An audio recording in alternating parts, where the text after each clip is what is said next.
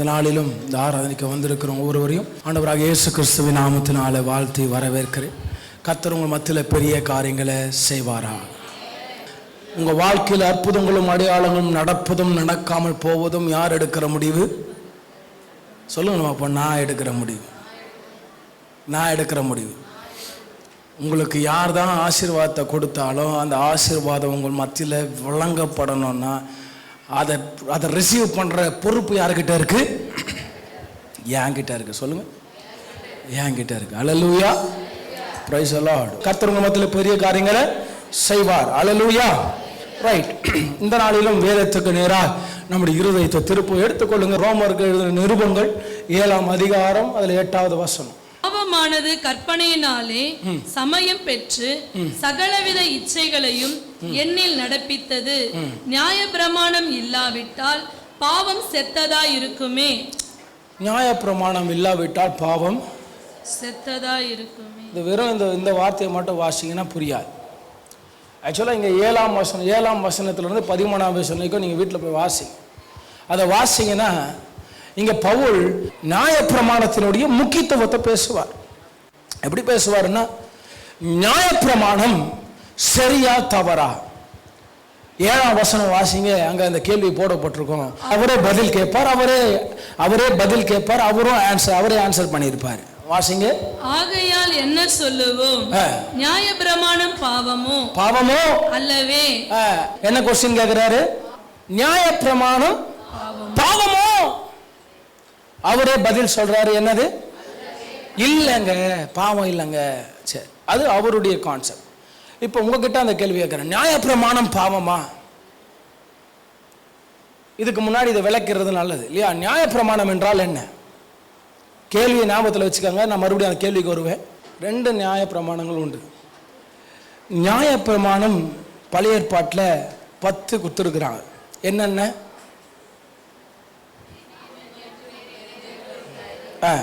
யாத்ராகமம் 20ஆம் அதிகாரம் 3ஆம் வசனத்தில் வாசிப்போமா? ஃபர்ஸ்ட்,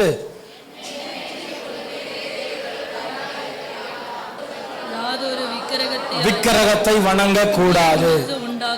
3, என்னிடத்தில் அன்பு கூர்ந்து என் கற்பனைகளை கைக்கொள்ளுவதற்கோ 1000 தலைமுறை மட்டும் இரக்கம் செய்கிறவராய் இருக்கிறேன். 3வது கட்டளை என்ன? உன் தேவனாகிய கர்த்தருடைய நாமத்தை வீணிலே வணங்காதே. அப்புறம் 4, ஓய்வு நாளை பரிசுத்தமாய் ஆசரிக்க நினைப்பாயாக. 5, உன் தகப்பனையும் உன் தாயையும் கனம் பண்ணுவாயாக. 6, கொலை செய்யாதிருப்பாயாக. 14 வாசிங்க. 7, செய்யாதிருப்பாயாக. 8, களவு செய்யாதிருப்பாயாக. 9, பிறனுக்கு விரோதமாய் பொய் சாட்சி சொல்லாத. 10, பின்னும் பிறனுக்குள்ள யாதொன்றையும் வீட்டையாகிலும் மனைவியாகிலும் உடமையாகிலும் இச்சையாதிருப்பாயா. அல்லேலூயா. 10 கட்டளைகள் பழைய ஏற்பாட்டின் காலத்தில் நியாயப்பிரமாணமாய் கர்த்தர் கொடுத்திருந்த காரியம். நல்லவர் ஆமென் சொல்லுங்களேன். உன்னை புரிந்து கொள்ளுங்க. நானா இருக்கட்டும், நீங்களா இருக்கட்டும், இதிலே மனப்பாடமா இருக்கணும். ஆமென். எத்தனை பேர் வீட்டில் நீங்க பார்க்குற இடத்துல இதை மாட்டி வச்சிருக்கிறீங்க? பண்ணல அப்படின்னா நாளைக்கே போய் என்ன செய்யுங்கன்னா ஃப்ரேம் பண்ணி கூட அழகாக என்ன செய்யுங்க, நீங்கள் பார்க்குற இடத்துல நிச்சயம் அதை கொட்டை எழுத்துல பெருசான செய்யுங்க, வைங்க. இந்த நிறைய தமிழ் ஆசிரியர்கள் வீட்டிலலாம் பார்த்தீங்கன்னா அதிகமாக அவங்க வீட்டில் என்ன இருக்கும் அப்படின்னா திருக்குறள் இருக்கும். அல்லேலூயா. நீங்கள் ஆசிரியர்கள், நீங்கள் யாரு? அப்போ ஆசிரியர்களாக இருக்கிற நீங்கள் உங்கள் வீட்டில் எதை வச்சிருக்கணும்?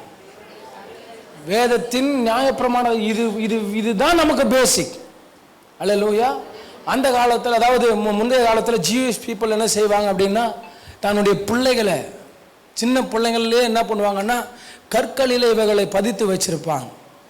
அதை வாசிக்க வைக்க தேனை ஊற்றி அதை என்ன செய்வாங்கன்னா நக்க விடுவாங்க. அதை நக்கும் பொழுது, அதை சாப்பிடும் பொழுது அந்த பிள்ளைங்க என்ன பண்ணுன்னா அந்த வார்த்தைகளை கண்ணால் பார்க்குங்க.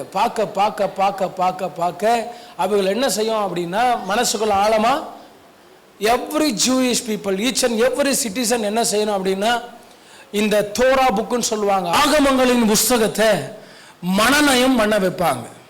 ஈச் அண்ட் எவ்ரி சிட்டிசன்ஸ் அதை என்ன செய்யணும் அப்படின்னா மனப்பாடமா வச்சிருக்கணும். எத்தனை புஸ்தகங்களை? 5 ஆகமங்களையும் மனப்பாடமா வச்சிருக்கணும். அது முறை. நல்ல வழியாக சொல்லுங்களேன். உங்கள் பிள்ளைகளுக்கு இந்த 10 கட்டளைகளை போதிக்கிறீங்களா? மனப்பாடம் பண்ண வைக்கிறீங்களா? மனப்பாடம் பண்ண வைக்கிறீங்களா? பண்ண வைங்க. நல்ல வழியாக சொல்லுங்களேன். ஆழமாக பதியணும். தூக்கத்தில் எழுப்பி கேட்டால் கூட இந்த 10 கட்டளைகளை சொல்லும். வசனத்தின்படியே சொல்லலைனாலும் அவர்கள் வார்த்தைக்கு ஏற்ப என்ன பண்ணலாம்? சொல்ல வைக்கலாம். சிம்பிளான வேர்ட்ஸில் என்ன பண்ணுங்க, அந்த 10 கட்டளைகளை சொல்லிக் கொடுங்க. நல்ல வழியாக சொல்லுங்களேன். ஏன்னா சின்ன பிள்ளைகளுக்கு வேதத்தின் வார்த்தைகளை சொல்லிக் கொடுத்தா டக்குன்னு மனசில் நிற்காது. நம்மளுக்கு தேவை அந்த 10 கட்டளையினுடைய சாரங்கள் மனசுக்குள்ள ஆழமா பதியப்படணும். நல்ல ஒரு ஆமேன்னு சொல்லுங்களேன். சரி, பிறகு இயேசு கிறிஸ்து இந்த 10 கட்டளைகளை என்ன செய்தார்னா, புதிய ஏற்பாட்டின் காலத்தில் மத்தேயு 22ஆம் அதிகாரம் 37, 38, 39 வசனங்களை வாசிங்க. இயேசு அவனை நோக்கி, உன் தேவனாகிய கர்த்தரிடத்தில் உன் முழு இருதயத்தோடும் உன் முழு ஆத்துமாவோடும் உன் முழு மனதோடும் அன்பு கூறுவாயாக. இது முதலாம் பிரதான கற்பனை. இது வெரி ஃபர்ஸ்ட் கமாண்ட்மெண்ட். அப்புறம் இதற்கு ஒப்பாய் இருக்கிற இரண்டாம் கற்பனை என்னவென்றால், இன்னொரு ஈக்குவலண்டான ஒரு கற்பனை என்ன சொல்றேன் கேளுங்க. உன்னிடத்தில் நீ அன்பு கூறுவது போல உன்கிட்ட நீ எப்படி அன்பு கூறுறியோ பிறனிடத்திலும் அன்பு கூறுவாயாக. பிறனிடத்திலையும் அப்படியே அன்பு கூறுவாயாக. அல்லேலூயா. இயேசு கிறிஸ்து பழைய ஏற்பாட்டின் 10 கட்டளைகளையும் கிளப் பண்ணி 2 வரியில அவர் சொல்லிட்டார். 2 வரியில என்ன வார்த்தையில சொல்றாரு? ஒன்னு தேவன் மேல அன்பு வை, 2 சக மனிதன் மேல அன்பு வை. சொல்லுங்க சத்தமா. அவர் ஏதோ குருட்டாம்போக்கல இந்த வார்த்தையை சொல்லிடல. அதை நல்லா யோசிச்சுதான். ஏன்னா இது 2ஆ பிரிக்கப்பட்டிருக்கு. 1லிருந்து 4 கட்டளைகள் எதை குறிப்பிடுது அப்படின்னா தேவனிடத்துல நீ எப்படி இருக்கணுங்கிறத சொல்லுது. 5லிருந்து 10 கட்டளைகள் சக மனிதனிடம் நீ எப்படி இருக்கணும்னு சொல்லுது. ஸோ இத்தனைகளும் ஞாபகம் வைக்க முடியல அப்படின்னா ரொம்ப ஷார்ட் அண்ட் ஸ்வீட்டா இயேசு கிறிஸ்து சொல்லி கொடுக்கிறாரு. 1 தேவனிடத்தில் அன்பு, 2 சக மனிதனிடத்தில் அன்பு. அல்லேலூயா. இதை அவர் வெறுமையா சொல்லலை. நான் வெறுமையா உங்களுக்கு புரியும்படி ஒரு மனசுல வைக்கும்படி நான் சொல்றேன். ஆனா இதை இன்னும் ஆழமாக்குறாரு. என்ன ஆழமாக்குறாரு?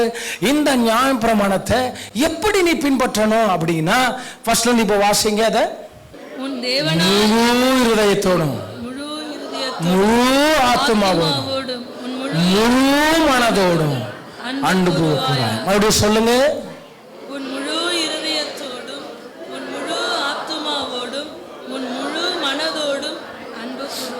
அதாவது சிந்தனையின் அளவுல, உள்ளான மனிதனின் அளவுல, வெளிய சரீரத்தின் அளவுல, வித் 3 திங்ஸ் நாம தேவன் மேல என்ன பண்ணணும்? எப்படி அன்பு கூறணும்? கொஞ்சமா, முக்காலா,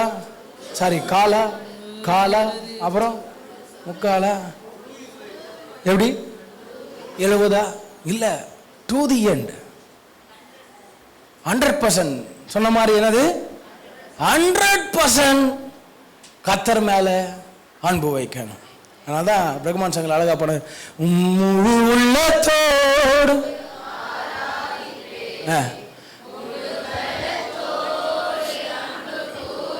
எப்படி முழு உள்ளத்தோடு முழு பலத்தோடு இல்ல அவரை சேவிக்கணும்னாவே அவர் எதிர்பார்க்கிறது என்ன அப்படின்னா முழுச, கொஞ்சம்லாம் கிடையாது. அந்த அந்த கட்டளையில சொல்ல, என்னை அன்றி வேறு தேவன் உனக்கு உண்டாயிருக்க வேண்டாம். Is so possessive. அவர் ரொம்ப பொசசிவானவர். சும்மாலாம் உங்களை விட்டு கொடுத்துட மாட்டார்.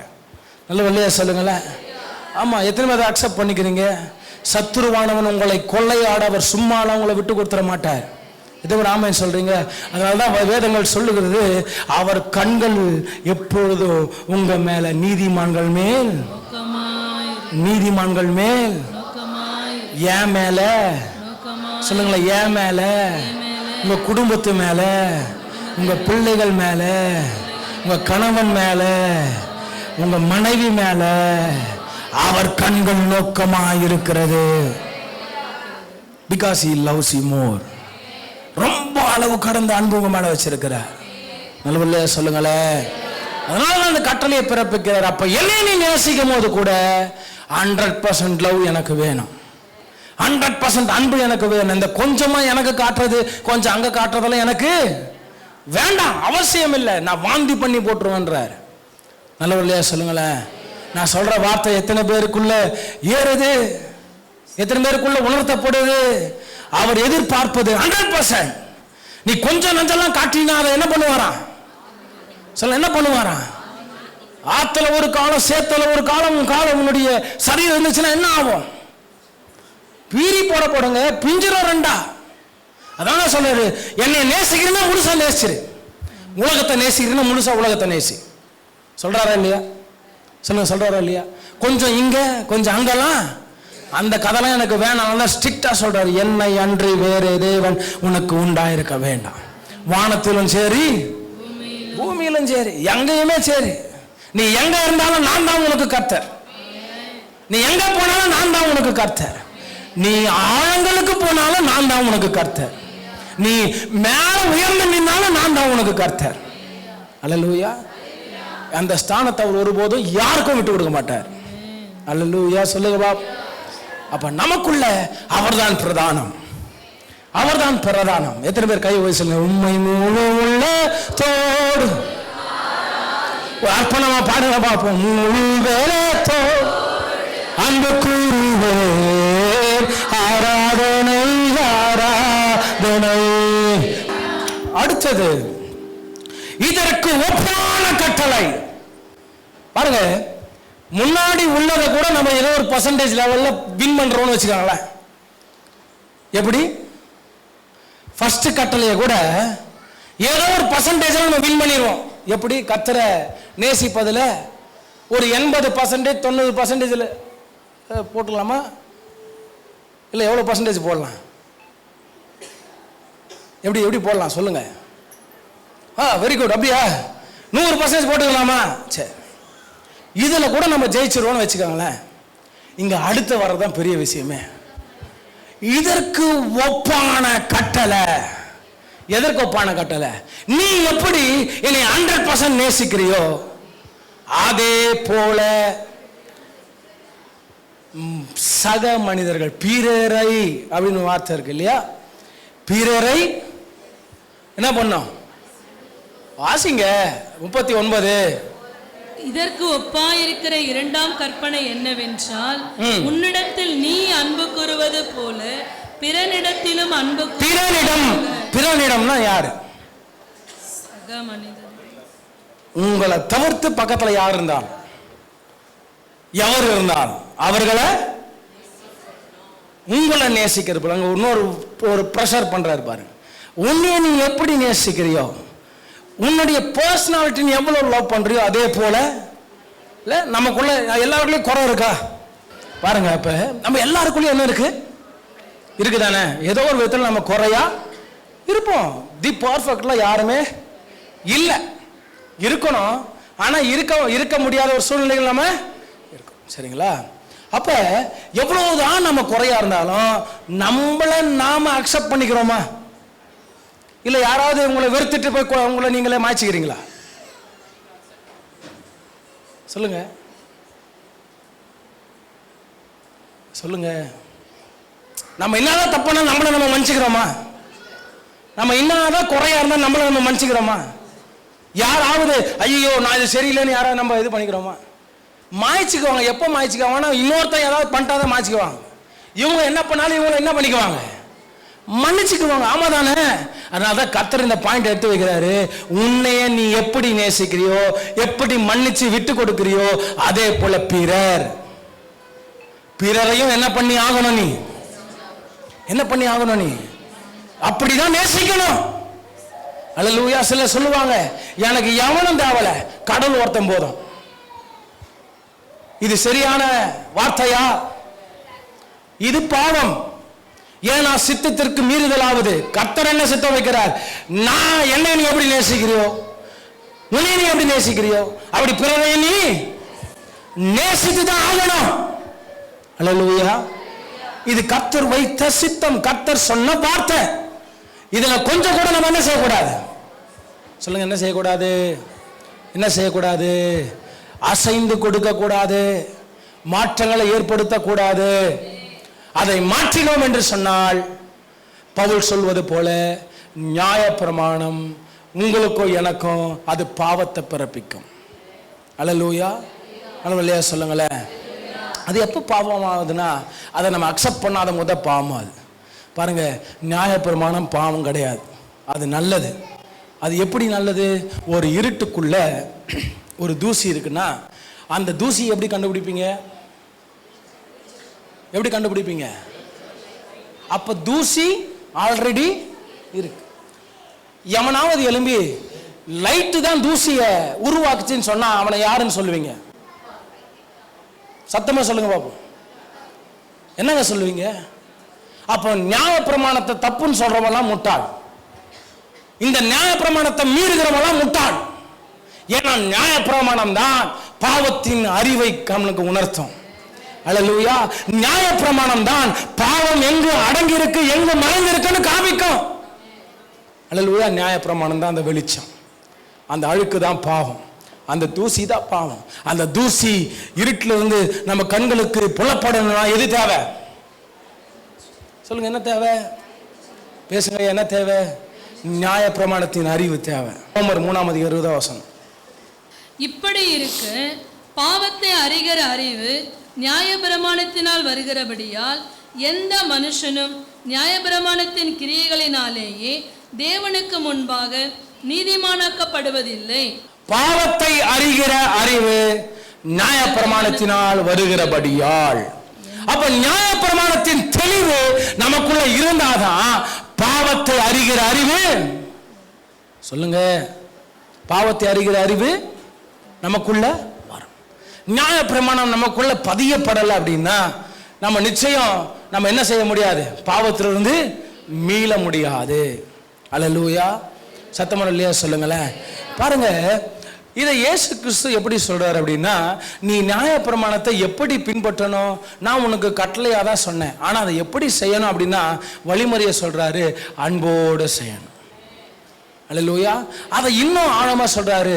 நியாயப்பிரமாணம் என்பது அது சேவை, அன்பினால் நீங்கள் நானும் செய்யத்தக்கதான சேவை. சொல்லுங்க, பக்கத்தில் கையை பிடிச்சி, நியாயப்பிரமாணம் என்பது அன்பினால் தேவனுக்கும் சக மனிதருக்கும் செய்யத்தக்கதான சேவை, செயல், கற்பனை அல்ல, அது செயல். இங்க இந்த வேர்டு அப்ளை ஆகும். கிரியை இல்லாத விசுவாசம் அது செத்ததா இருக்கிறது. சும்மா விசுவாசிச்சா காரியங்கள் நடக்காது. எப்ப காரியம் நடக்கும் அப்படின்னா கிரியையோடு நம்ம விசுவாசிக்கும் போதுதான் காரியம் நடக்கும். அந்த கிரியை என்பது என்ன? கற்பனைகளை கை கொள்ளுவது. அந்த கிரியைகள்லாம் என்ன? தேவனோடு சஞ்சரிப்பது. அந்த கிரியைகள்லாம் என்ன? வார்த்தையோடு வாழ்வது. அல்லேலூயா. இங்க இருக்கிற ஒவ்வொரு தேவ மனுஷனும் எப்படி உங்க வாழ்க்கையில நடக்கணும் அப்படின்னா வேதத்தின் வார்த்தையினால நாம நடக்கணும். அல்லேலூயா. தேவ வார்த்தை நம்முடைய வாழ்க்கையில முன்னேற்றத்தை கொண்டு வரும். எத்தனை பேர் ஆமென் சொல்றீங்க? பக்கத்துல கையை குலுக்கி இந்த வேர்டை சொல்லுங்க, தேவ வார்த்தை உங்க வாழ்க்கையில முன்னேற்றத்தை கொண்டு வரும், முன்னேற்றத்தை கொண்டு வரும். எத்தனை பேர் வார்த்தையை அறிக்கை செய்றீங்க? எவ்ரிடே வார்த்தையை அறிக்கை செய்றீங்களா?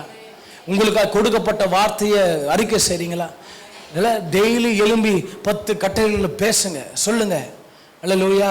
தேவ வார்த்தையை சொல்லுங்க. கர்த்தர் உங்களுக்கு வாக்கு பண்ணின வார்த்தையை காலையில் எழும்பி உட்கார்ந்து அதை அப்படியே மனநயம் பண்ணி அறிக்கை செய்யுங்க. அதை அறிக்கை செய்ய நான் நிச்சயம் சொல்றேன், உங்க வாழ்க்கை முன்னேறிக்கிட்டே இருக்கும். முன்னேற்றம் உங்க கண்களுக்கு அப்படியே அப்பட்டமா தெரியாது, ஆனா உங்களுக்கே தெரியாம கொஞ்சம் கொஞ்சமா அடி மேல அடி நீங்க முன்னேறிக்கிட்டே இருப்பீங்க.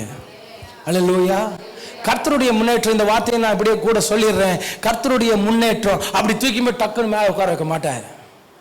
அவர் எப்படி முன்னேற்றுவாருன்னா கொஞ்சம் கொஞ்சமா உங்களுக்கே தெரியாது நான் முன்னேறேன்றது. அல்லேலூயா. அதனாலதான் பல இடங்கள்ல இப்படி பிரசங்கிப்பாங்க, விசுவாசத்தின் வாழ்க்கையில சோர்ந்து போவாதீங்க. ஏன்னா எப்ப நீங்க உயர்ந்திருப்பீங்கன்னு உங்களுக்கு திடீர்னு ஒரு நாள் திரும்பி பார்க்கணும், ஓ நான் இவ்வளவு தூரம் மேல ஏறி வந்துட்டேனா. அப்படிதான் நாங்கள் இப்படி வெளியே டூருக்கு போயிருந்தப்ப பெரிய மலை மேலே ஏறணும், ஒரு காட்சி அருங்காட்சியை பார்க்க மலை மேலே ஏறணும். அப்போ அந்த மலை இப்படி கீழே இருந்து பார்க்கும்போது ரொம்ப பெருசாக இருந்துச்சு. அதை பார்த்தவொடனே எனக்கு ஒரு பெரிய மூச்சு தான் வந்துச்சு. எப்படி இந்த மலையை ஏற போகிறோமோ, போகணுன்ற ஆசை, ஆனால் எப்படி போகிறோமோ தெரியலையே. அப்போ கரெக்டாக என் கூட ஒரு ஆள் மாட்டினார். அவர் கூட ஒரு பாயிண்ட் எடுத்து விட்டேன். அவர் பேசினாரு, நான் பேசினேன், அவர் பேசினார். பேசிக்கின்னு எப்போ நடக்க ஆரம்பிச்சானே எங்களுக்கு தெரியல. திடீர்னு பேச்செல்லாம் நிப்பாட்டி அந்த டாபிக் முடிவில் மேலே வந்து நிற்கிறோம், மேலே வந்துட்டு இருக்கிறோம். நான் என்ன சொல்ல புரியுதா?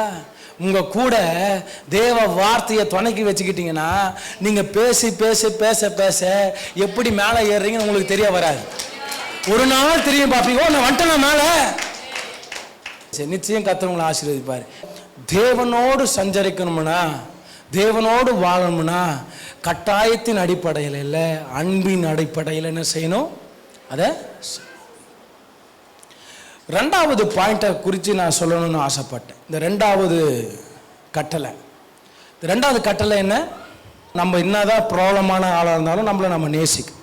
அதுபோல பிறனே என்ன பண்ணணும்? அப்படியே நிறைய நேரங்கள் இந்த குடும்பத்துக்குள்ளெல்லாம் இதை நான் அதிகமாக பார்க்குறேன். அதை நான் சொல்கிறதுக்கு மேலே ஒரு கேள்வியை அம்மாமாருங்க பார்த்து நான் கேட்க பிரியப்படுறேன். உங்கள் ஹஸ்பண்ட் யாருக்காக உழைக்கிறாரு? உங்களுக்காக, உங்கள் பிள்ளைகளுக்காக. சரி, என்னைக்காவது உங்கள் ஹஸ்பண்ட் ரொம்ப பாடுபட்டு உழைச்சி சாயங்காலம் வீட்டுக்கு வரும்பொழுது மனைவியாக இருக்கிற நீங்கள் என்னைக்காவது உங்கள் கணவன் பக்கத்தில் உட்காந்து அப்படியே காலெல்லாம் அமுக்கி விட்டு, கையெல்லாம் அமுக்கி விட்டு, இன்னைக்கு நாள் எப்படிப்பா போச்சு, சந்தோஷமாக இருந்துச்சா, ஏதோ வேதனையை சந்திச்சிங்களா, ஏதோ கஷ்டப்பட்டீங்களா அப்படின்னு எத்தனை பேர் விசாரிச்சிங்க? எத்தனை பேருக்கு இந்த பழக்கம் இருக்கு? விசாரிக்கிற பழக்கம்.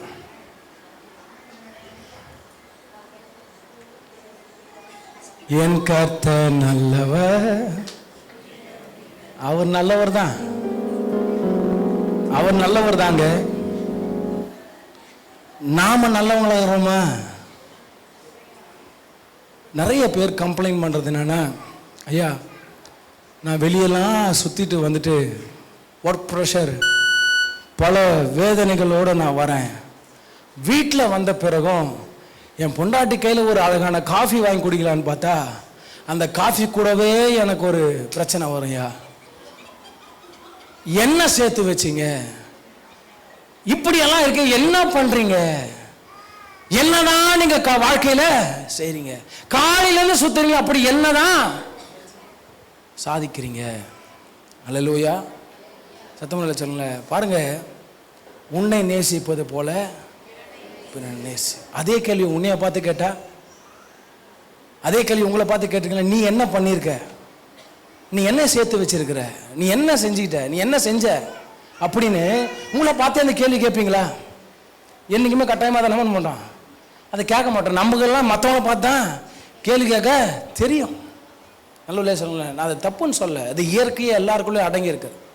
நாங்கள் நேற்று தினம் கடலூர் வரைக்கும் பிரயாணம் போட்டோம். அப்போ 4 பேர், என்னுடைய மாமா மற்றும் என்னுடைய நண்பர்கள் எல்லாம் ஒன்றா சேர்ந்து போயிட்டு இருந்தோம். அப்போ போயிட்டு இருக்கும்போது ஃபேமிலி டாக் எழும்புச்சு. அப்போ ஒருத்தர் போலீஸ்கார் ஒருத்தர் என்ன சொன்னார்னா, என்னையா நீங்கள் இந்த குடும்பமே பெரிய பாடு, இந்த குடும்பத்துக்குள்ளே நிம்மதியே இல்லையா அப்படின்னார். என்னென்ன இப்படி பேசுகிறீங்க, என்ன அப்படி நிம்மதி இல்லைன்னு சொன்னார். ஏன்பா 6 நாள் என் பொண்டாட்டிக்கு வேண்டியதெல்லாம் நான் செய்கிறேன். எவ்வளோ நாள்? 6 நாள் என் பொண்டாட்டி ஆசைப்படுறதெல்லாம் நான் செய்கிறேன்ப்பா. 7ஆவது நாள் ஏதோ ஒரு விஷயத்தில் டக்குன்னு செய்யாமல் விட்டுருவேன். என் பொண்டாட்டி சொல்லும், நீ எனக்கு ஒன்றுமே செய்யறதில்லை, நீ எனக்கு என்ன செஞ்சிட்ட அப்படின்னு கேட்கும். எனக்கு உண்மையாக ஒரு ஆத்திரம் வரும் பாரு, இனிமே இவளுக்கு 6 நாள் சாப்பிட்டியா, தூங்கினியா, விசாரிச்சிருப்பேன், ஓடி ஆடி அவளுக்கு வேலை செஞ்சிருப்பேன். 7ஆவது நாள் ஏதோ ஒரு ஒர்க் ப்ரெஷரில் மறந்துருப்பேன், வந்து என்னைய கவனிச்சியான்னு கேட்கும். என்னைய கொஞ்சமாவது கவனிச்சியா, என்னை விசாரிச்சியான்னு கேட்கும். எனக்கு மனசே டோட்டலா. அப்போ என் மாமா பதில் சொன்னார், எல்லா குடும்பமும் அப்படிதான் ஐயா, நாமெல்லாம் பெரிய தியாகிகள் அப்படின்னாரு. எத்தனை தியாகிகள் இருக்கிறீங்க பார்த்தீங்களா? எவ்வளோ தியாகிகள் இருக்கிறாங்க பாருங்க. கர்த்தர் உங்களெல்லாம் போஷிக்கிட்டோம். உங்க ஆத்துமா இயேசுவின் நாமத்தில் இளைப்பாறட்டும். அல்லேலூயா. பாருங்க எவ்வளவு பேர் அப்ப இருக்கிறாங்க பாருங்க. விசாரிங்க. நீங்க அவங்கள பார்த்துக்கினாதான் அவங்க உங்களை என்ன செய்ய முடியும். ஆமென். அப்படியே இங்க மாத்திரம் நின்ற மாட்டேன், இங்கேயும் வரேன். இங்க ஐயாமர்கள் நாமளும் என்ன செய்யணும், அவங்கள விசாரிக்கணும். நம்ம என்னதான் வேலையை அழுத்து, நம்ம என்னதான் பாடுபட்டு வந்தாலும் குடும்பத்தில் கூட உட்காந்து பேசிட்டு தான் அடுத்த நம்மளுடைய டயர்டு, அடுத்த நம்மளுடைய ரெஸ்ட் அதுக்கப்புறம் தான் இருக்கணும். வந்த உடனே குடும்பத்தோடு கூட பிள்ளைங்க என்னடா பண்ற, என்னடா செஞ்ச, பிள்ளைங்கிட்ட பேசுங்க. மணி என்னம்மா பண்ண, தூங்குனியா, ரெஸ்ட் எடுத்தியா, சாப்பிட்டியா, அப்படியே சொல்லுங்களேன். இதுதான் அன்பில் கட்டப்படுகிற குடும்பம். அல்லேலூயா. பிரச்சனைகளை பேசுங்க, தப்பு இல்லை. போராட்டங்களை பேசுங்க, தப்பு இல்லை. ஆனால் எப்படி பேசணுங்கிற விதத்தை கண்டுபிடிச்சி பேசுங்க. எந்த நேரம் பேச வேண்டும் கண்டுபிடிச்சி அதை பேசு. அல்லேலூயா.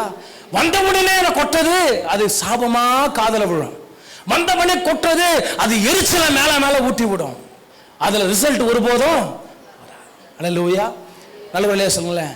ஏனென்று சொன்னால் நான் என் குடும்பத்தை அதை ஃபாலோ பண்றேன். நான் ஒரு முன்கோபி. சட்டுன்னு கோவம் வரும், சட்டுன்னு எரிச்சல் ஆரவேன். வீடு 2000 நான் கோவப்பட்டா. ஆனா நான் உன்னை கண்டுபிடிச்சேன். அப்படி கோவப்படுறதுனால என்ன எனக்கு விளையுது. 2 நாள் சோறு கட்டாகுது, 3 நாள் உருன்னு இருப்பாங்க. நமக்கு வீட்டுக்குள்ள வரத்துக்கே பிடிக்காது. ஆளாளுக்கு ஒரு ரூம்ல இருப்பாங்க. அவங்கள தாண்டி போறப்பெல்லாம் பார்ப்பாங்க, மனசே வெந்து போவோம்.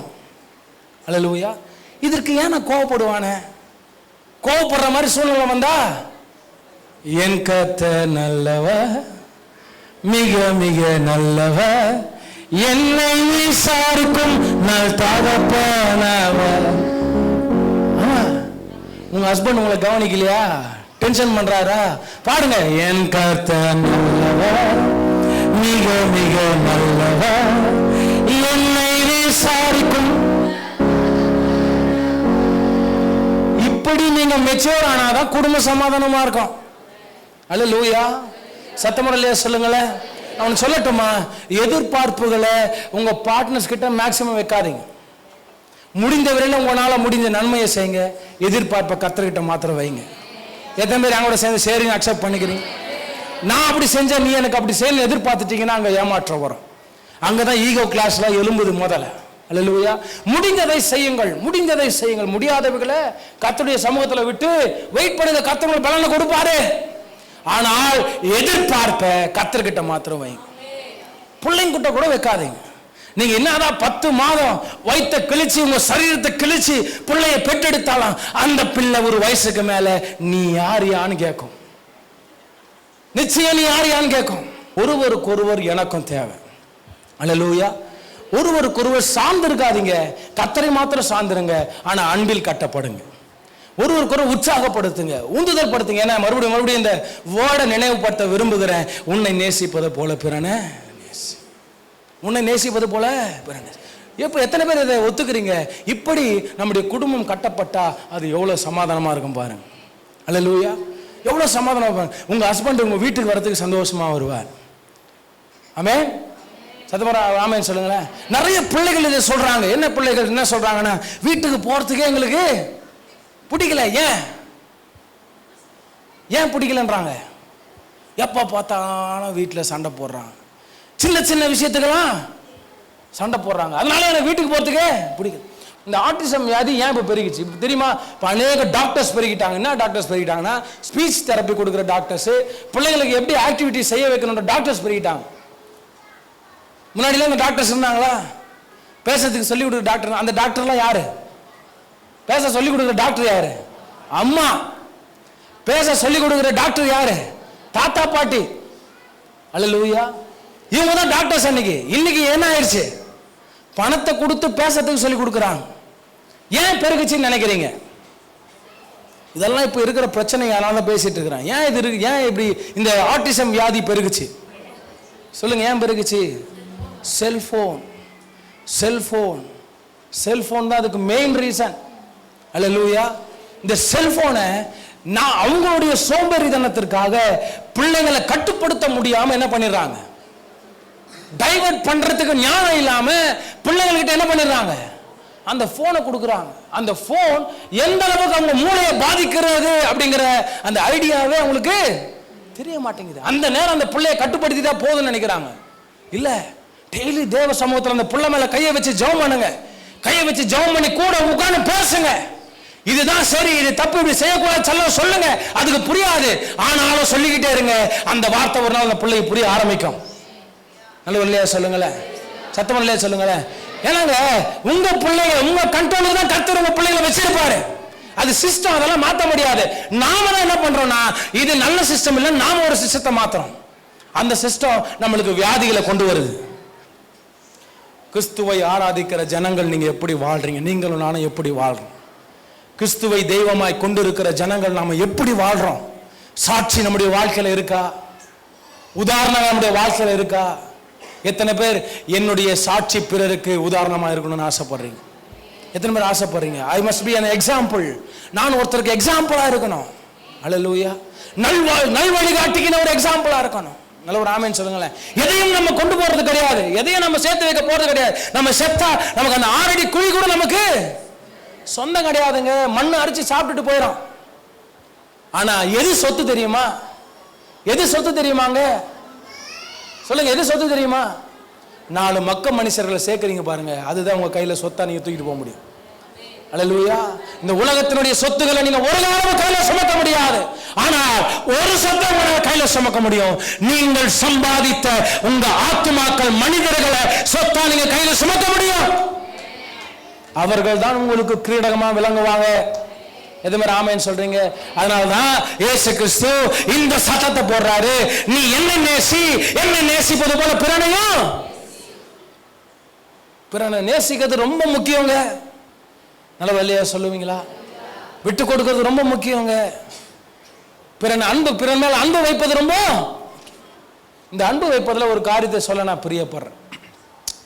ஒரு சிலரெல்லாம் நேசிங்கன்னு சொல்லிட்டோம்னு வச்சுக்காங்களேன், ஒரு சிலர் அந்த அன்பு வைக்கிற விஷயத்துல ரொம்ப என்ன பண்ணிக்குவாங்கன்னா, அந்த வார்த்தையை சொல்லலாமா தெரியல, இருந்தாலும் நான் சொல்றேன், ஒட்டி பூசிப்பாங்க. சொல்லுங்க,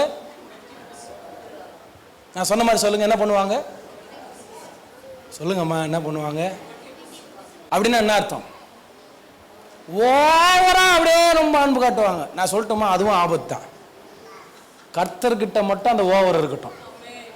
ஒட்டி பூசலாம் கடவுள்கிட்ட வைக்க மாட்டீங்க. அவர்கிட்ட மட்டும் தொட்டாஞ்சிலிங்கி அப்படி தொட்டு தொட்டு வர்றது.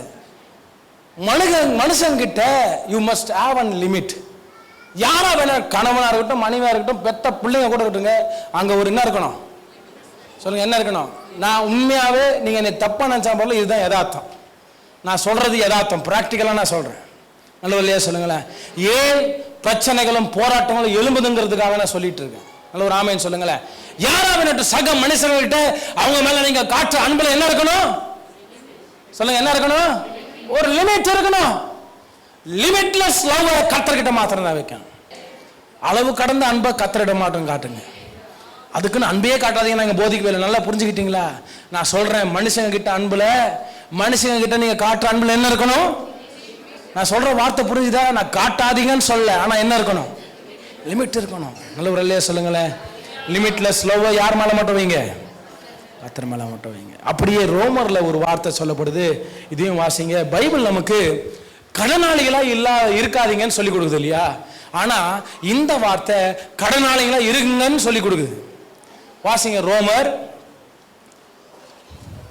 13ஆம் அதிகாரம் 8, 9, 10. ஒருவரிடத்தில் ஒருவர் அன்பு கூறுகிற கடனே அல்லாமல் மற்ற ஒன்றிலும் ஒருவனுக்கும் கடன்படாதிருங்கள். பிறனிடத்தில் அன்பு கூறுகிறவன் நியாயப்பிரமாணத்தை நிறைவேற்றுகிறான். எப்படியெனில், விபச்சாரம் செய்யாதிருப்பாயாக, கொலை செய்யாதிருப்பாயாக, களவு செய்யாதிருப்பாயாக, பொய் சாட்சி சொல்லாதிருப்பாயாக, இச்சையாதிருப்பாயாக என்கிற இந்த கற்பனைகளும் வேற எந்த கற்பனையும் உன்னிடத்தில் நீ அன்பு கூறுகிறது போல பிறனிடத்திலும் அன்பு கூறுவாயாக என்கிற ஒரே வார்த்தையிலே தொகையாய் அடங்கியிருக்கிறது.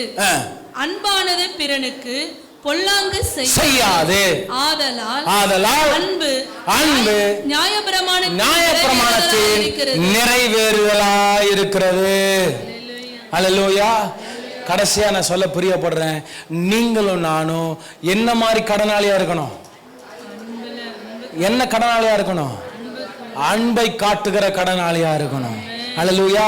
அன்பை பெற்றுக்கொண்டீங்க அப்படின்னா அந்த அன்பை திரும்பி பக்கத்தில் பார்த்து சொல்லுங்க, அன்பை பெற்றுக்கிட்டீங்கன்னா அந்த அன்பை திரும்பி கையை கொடுத்தான்னு சொல்லுங்க, அன்பை திரும்பி கொடுத்துடணும், பாக்கி இல்லாமல் கொடுத்துடணும். அல்லேலூயா. கொஞ்சம் கூட பாக்கி வைக்கக்கூடாது. இந்த கடனாளியா இருங்கன்னு கர்த்தர் சொல்றார். நல்ல ஒரு இல்லையா சொல்லுங்களேன், அன்பை காட்டுகிற கடனாளி. ஏன் அப்படின்னா இங்க கடைசி 10ஆம் வசனத்துல வார்த்தை இப்படியா முடிகிறது, அன்பானது பிறனுக்கு பொல்லாங்கு செய்யாது. பக்கத்துல சொல்லுங்க, அன்பானது பிறனுக்கு. ஒரு மனுஷனை அதிகமா நேசிச்சிங்கன்னா அந்த மனுஷனை குறித்து தப்பா நம்ம பேசுவோமா? அந்த மனுஷனுக்கு விரோதமா நம்ம செய்வோமா? அந்த மனுஷனுக்கு காரியங்களை விரோதமா நம்ம ஏதாவது யோசிப்போமா? அவனுக்கு விரோதமா ஏதாவது அவனை திட்டுவோமா? மாட்டோம்ல. ஏன்னா அவனை அதிகமா நேசிக்கும். அதனாலதான் இங்க வேதம் சொல்லுகிறது, அன்பு பிறனுக்கு என்ன பண்ணாது. அப்ப என்ன அடிப்படையில உங்க வாழ்க்கையை கட்டுங்க அப்படின்னா அன்பின் அடிப்படையில கட்டுங்க. அல்லேலூயா. விட்டு கொடுங்க. எத்தனை பேர் உங்க வீட்டுக்குள்ள தேங்க்ஸ் அண்ட் சாரி சொல்ற பழக்கம் இருக்கு? நிறைய பேர் ரோட்ல எவங்கிட்டயோ தேங்க்ஸ்ன்னு சொல்லுவாங்க, ரோட்ல எவங்கிட்டயோ சாரின்னு சொல்லுவாங்க. இவங்க தப்பா போவாங்க, ரோட்ல எவங்கிட்ட நான் சாரி பிரதர்னுவாங்க. ஆனா வீட்டில் ஒரு தப்பு செஞ்சுட்டு மனைவி கிட்டயோ பிள்ளைங்கிட்டயோ என்ன சொல்றது கிடையாது.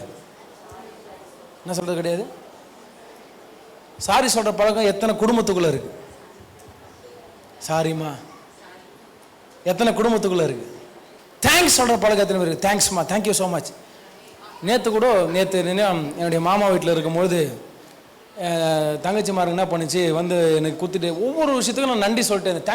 தேங்க்யூ பாப்பான்னு எனக்கு சொல்லி முடிச்ச அப்புறம் ஃபீல் பண்ணேன், நான் ஒரு நாள் என் வீட்டில் சொன்னதே இல்லையே, அப்போ இங்கே மட்டும் எப்படி தேங்க்ஸ் வருது? அப்போ நான் ஒரு முடிவு பண்ணேன், வீட்டில் இனிமேட்டு எதை கையில் வாங்கினாலும் நமக்கு அவங்க என்ன செய்தாலும் எது செய்தாலும் தேங்க்யூமா. அங்கே உருகிறோம் அப்படியே ஐஸ்கிரீம். நல்ல ஒரு இல்லையா சொல்லுங்களேன். ஒரு தப்பு பண்ணிட்டு போய் சாரிமான்னு பக்கத்தில் சொல்லுங்களேன், சாரிப்பான்னு சொல்லுங்களேன், சம்பவமே வேற தலைகளா மாறிடும். நல்ல ஒரு இல்லையா சொல்லுங்களேன். மறுபடியும் சொல்றேன், நம்முடைய குடும்பங்கள் அன்பினால் கட்டப்பட்டிருக்கு. உன்னை நேசிப்பது போல பிறனை